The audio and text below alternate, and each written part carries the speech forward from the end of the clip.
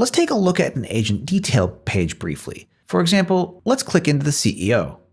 You can see your full list of agents on the left sidebar and select any agent you want from the list. Here, there are 6 key tabs. The dashboard, where you can see all high-level details about this agent. You can see that there's currently a live run. The CEO is actively running. The next tab is instructions. Here are all the workspace files that tell the agent who it is, what its job is, what to do each time it wakes up, and what tools it has access to.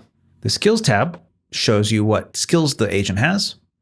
Configuration shows more technical details like identity, what adapter or AI provider it's using, whether or not this particular agent has access to search the web, what model this agent is using, how often it should wake up and check for new tasks. This is called heartbeat, as well as permissions and API keys. Now let's talk about the heartbeat really briefly.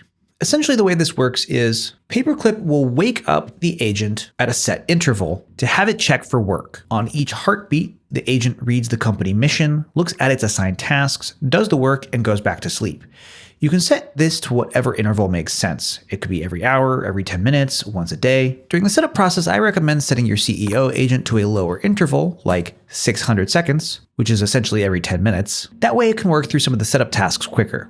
But if you want to control costs and make it so that your organization doesn't burn through as many tokens as quickly, you can set this to a higher interval too. Just make sure that once you've made any configuration changes, you click Save.